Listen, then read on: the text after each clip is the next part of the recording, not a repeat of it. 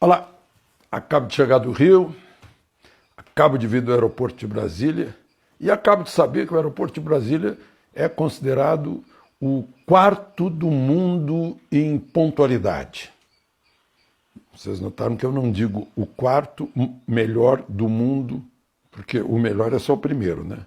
O mais pontual do mundo é só o primeiro. O quarto do mundo em pontualidade. Bom, foi uma surpresa para mim, mas realmente o avião chegou pontual. E tem sido pontuais os voos de lá. Primeiro, se vocês estão curiosos, é o aeroporto de Osaka, como eles pronunciam lá no Japão. O segundo, de São Petersburgo, na Rússia, lá no Mar Báltico. O terceiro é o de Honolulu, no Havaí. E o quarto é o aeroporto de Brasília. Mostra tecnologia, civilização, organização, disciplina.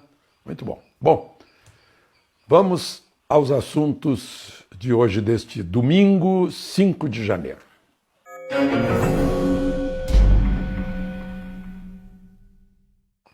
Bom, eu disse para vocês que eu vim do Rio, né? Eu no Rio eu me consolo um pouco com os motoristas de Brasília. Aqui eu me queixo muito, não dão um sinal, não dão seta de mudança de direção. Tem que dar antes, né? Não adianta quando já está fazendo a conversão. Param em qualquer lugar, mas isso no Rio é a mesma coisa. Só que faixa de pedestre em Brasília se obedece, lá não se obedece. E para atrair turista de país civilizado, tem que agir como país civilizado no trânsito. No trânsito, em toda parte, né? Toda parte. Nos hotéis, nos restaurantes, nas praias, né?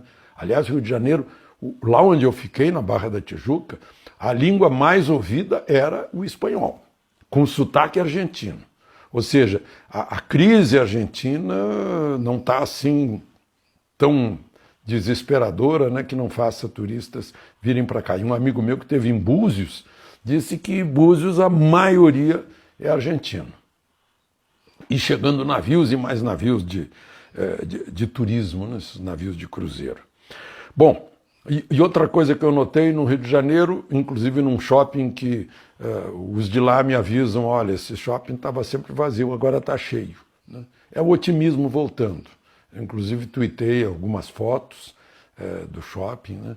É um bom indício, né? Um bom termômetro a gente ver isso.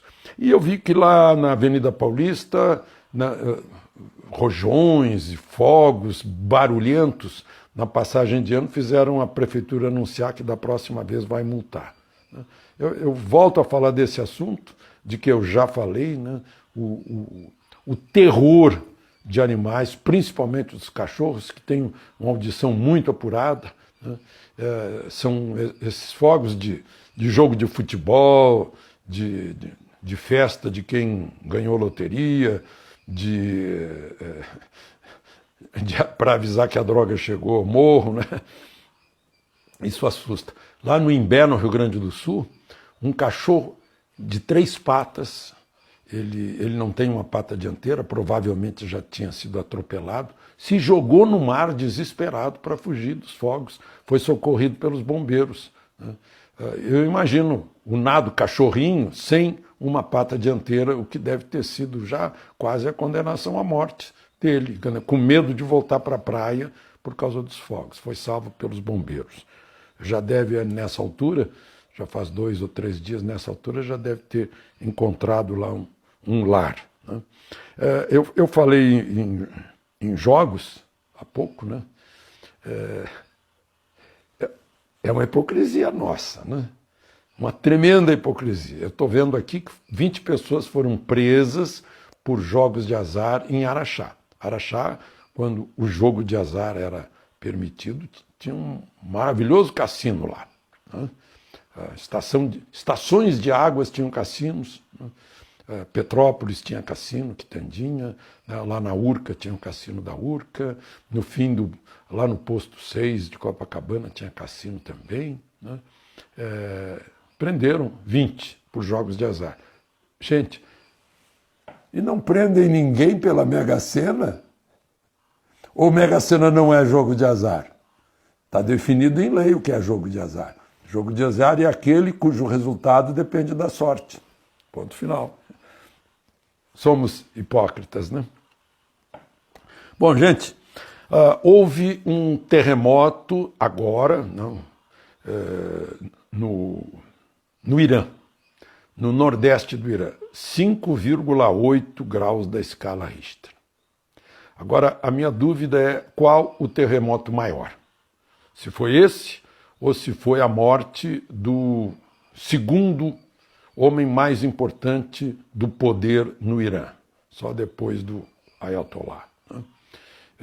Esse general Qasem Soleimani, que não era exatamente das Forças Armadas Regulares, era da Guarda Revolucionária iraniana, né? Desse país que é uma teocracia.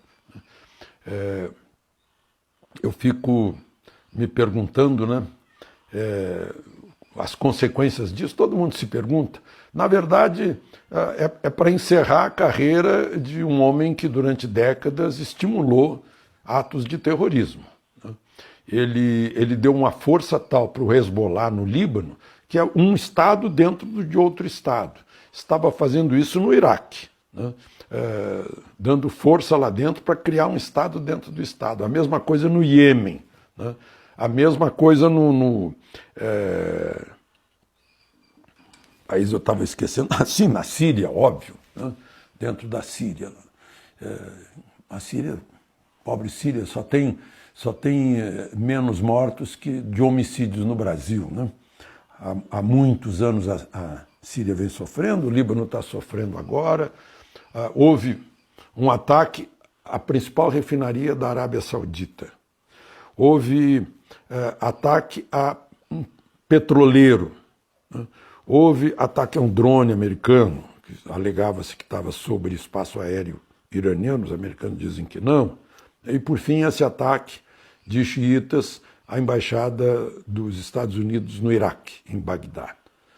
Aí esgotou-se a paciência. O que se sabe é que, por várias vezes, o dedo estava no gatilho e não houve ordem para puxar, né, para acionar o gatilho, para matar esse Soleimani, né, por várias vezes. Lá no governo passado do Obama, o Obama matou, sim, o Bin Laden, lá no Afeganistão, né? Os americanos entraram no Afeganistão e fizeram mataram o Bin Laden, vingando as Torres Gêmeas, né? E agora vingando a morte de centenas, milhares de americanos na área.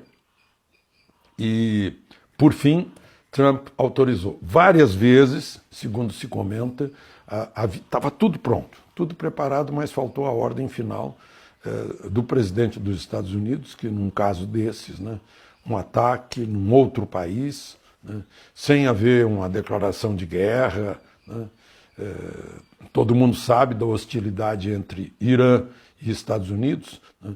Agora, os próprios americanos reconhecem que o Irã nunca ganhou uma guerra, mas nunca deixou de entrar numa negociação. Então estão apostando nisso, né? Não vai haver guerra nenhuma, né? Essa é a ideia de analistas militares veteranos, né? Não vai haver guerra e vai ter que haver algum ajuste aí, né? Ajuste de força certamente vai haver, porque, como eu disse lá no início, o abalo sísmico é um abalo sísmico também no poderio do Irã, né? Estados Unidos mostrou aquele recado: olha, tem gente em casa, né? Não vá além, vocês já foram muito além. Eles fornecem milhares de foguetes para atacar Israel, né? Esse grupo do Qasem Soleimani, né? E ele acabou destroçado, eu não sei se vocês viram as imagens, né? Ele e os outros que estavam com ele. Ataque de precisão, dizem que foi comandado pelos Estados Unidos, não apenas o comando de Trump, mas os artilheiros estavam nos Estados Unidos. Na guerra de hoje, né? Em que o guerreiro fica milhares de quilômetros distante, né? O presidente Bolsonaro, todo mundo disse: e agora? E o Brasil? Não, o Brasil não tem nada a ver com isso, né? O Brasil não tem sequer presença bélica para isso. O Brasil está lá com a Marinha dando apoio e força de paz lá no Líbano, teve esse êxito no Haiti, Timor-Leste, né? Lá no Congo, a gente está presente lá no Saara Ocidental também, né? Em várias partes do mundo como forças de paz, e somos uma potência regional, né? Nós sabemos defender nossos interesses, né? Na fronteira com a Venezuela, por exemplo, que hoje seria um potencial perigo, né? Já aconteceu isso em relação à Argentina, por séculos de rivalidade, que isso hoje a gente passa por cima, né? Mas aí, eu vi um noticiário aí meio fantasioso, militares isso e aquilo, não tem nada de militar nisso aí. Isso é uma questão de diplomacia, de manifestação do país como um Estado amante da paz, né? E amigo de seus amigos, né? E a nota brasileira é óbvia de condenar o terrorismo, né? O terrorismo é um ataque insidioso que envolve civis, as vítimas em geral são civis, né?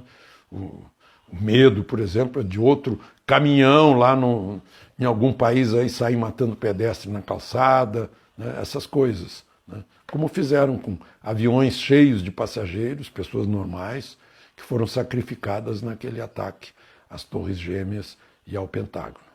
Enfim, essa é a principal notícia desse início de ano, né? Em que para o Brasil voltou o otimismo, principalmente na economia, e que venha agora, muito bem-vinda, a reforma tributária. De Brasília, Alexandre Garcia.